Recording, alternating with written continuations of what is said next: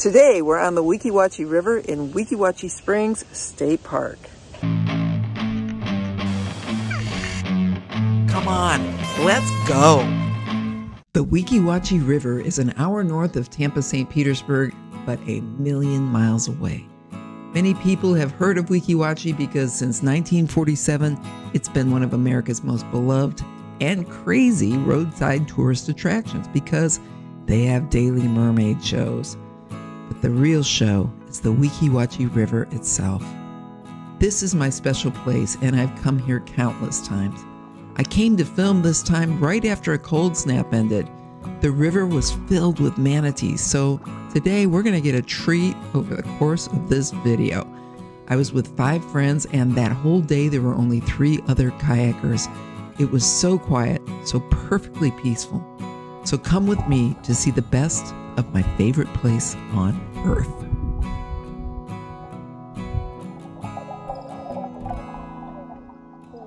People come to Florida because we've got incredible beaches. Few know that our best water is in our rivers. The spring at the top is so deep, nobody's ever gotten to the bottom of it. But it's estimated that it pumps out about 117 million gallons of fresh water every day, 74 degrees all year round. And that gives a nice swift current so that you can get easily to the state park takeout, which is 2.8 miles from the top, or down to Rogers Park, which is about 8 miles, or all the way to the Gulf of Mexico, which is 12 miles.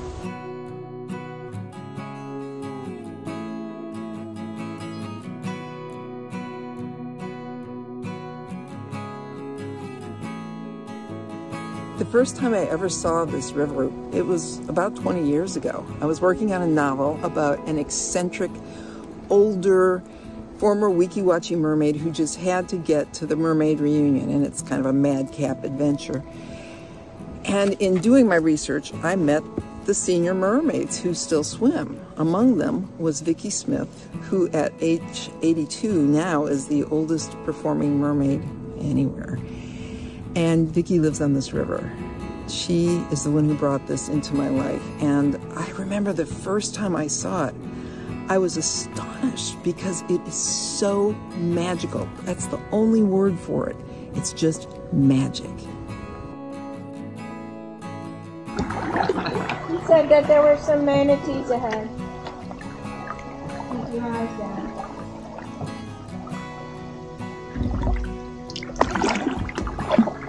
When do we get to the rapids?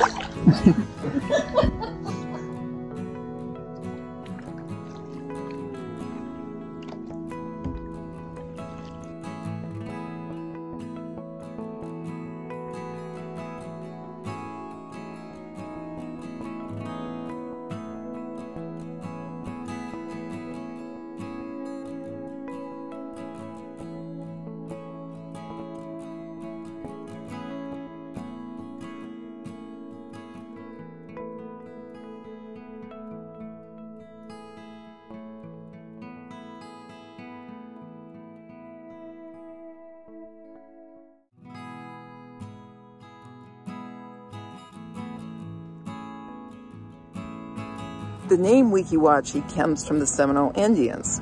It's said that it means winding waters or little spring, but to me it means home.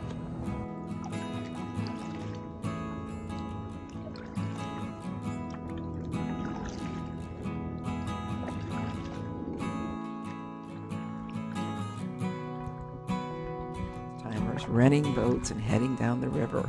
It's not a hard river. The trick is to let the river take you. If you make yourself go faster than the current, then you're going to crash into something. That's the way it is. And if you crash, it's not the end of things. You just back paddle or push yourself off of it and get back on your way. You launch in the beginning in a foot of water. Easy in, easy out. This is a fine paddle for beginning paddlers. I promise you. This won't kill you. It will wake you up. So let's talk about the things people worry about when going kayaking. First, you probably won't dump and fall into the river. Once in a while people do. They get wet They get right back in the boat.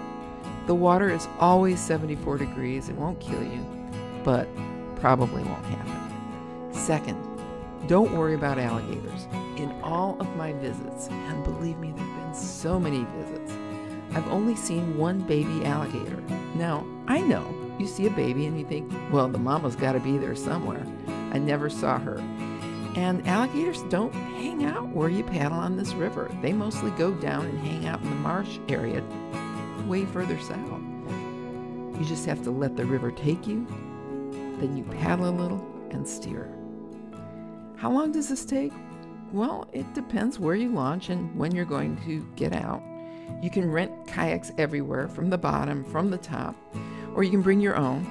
The state park regulates how many people can launch from the park and when. And you can launch from further down the river, but then you have to paddle up, and that can be a bit exhausting.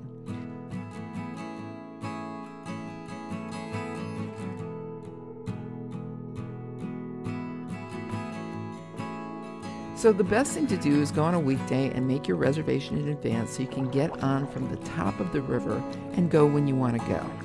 If you start at the top, you head in easy 2.8 miles downriver to the takeout, and they give you a shuttle back. And that can take an hour or two, or on a day when it's so gorgeous, 3. It just depends how much you stop to look around. I can tell you that, faced with all of those manatees, it took a long time for me to drag myself out of the water.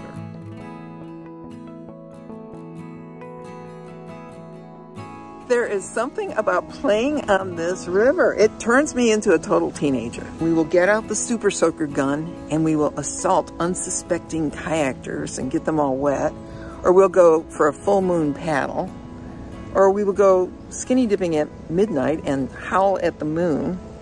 I always loved happy hour because a bell would ring and I would jump in the river and go down a bit to a friend's house. Lots of fun to be had here.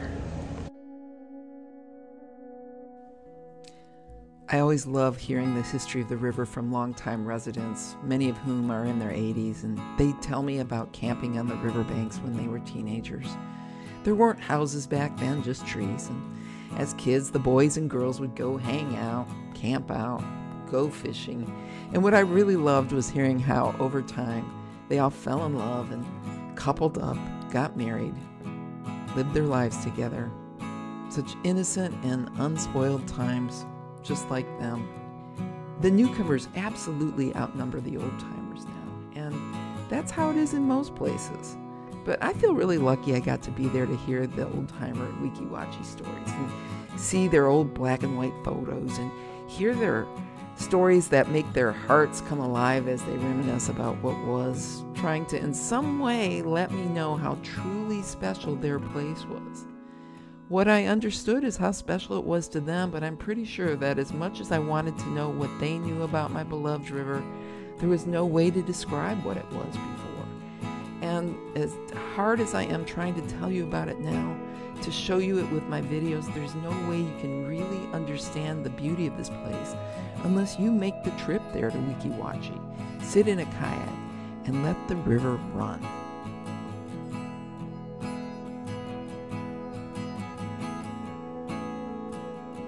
Over the years, I've celebrated love on this river, fretted over love going bad, and started over.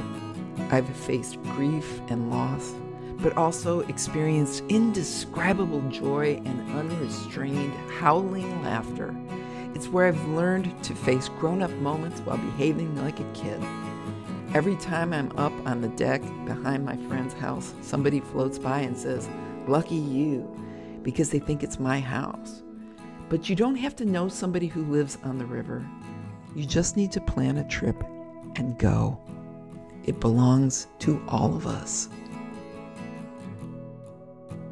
My favorite memory here was my father's 85th birthday. It was his last birthday, and I had him come and stay in my pop-up camper. I had it at my friend's house, and we camped. And it was his first time to do anything like that, and he sat on this river, and it was so amazing because he was a caretaker for my mother, and he never did anything for himself. And what a special time to share this with him and we got back and he kept talking about that Weeki Wachee, Weeki Wachee, Weeki Wachee. It was a different name every time, but he had the best time, and it's unforgettable.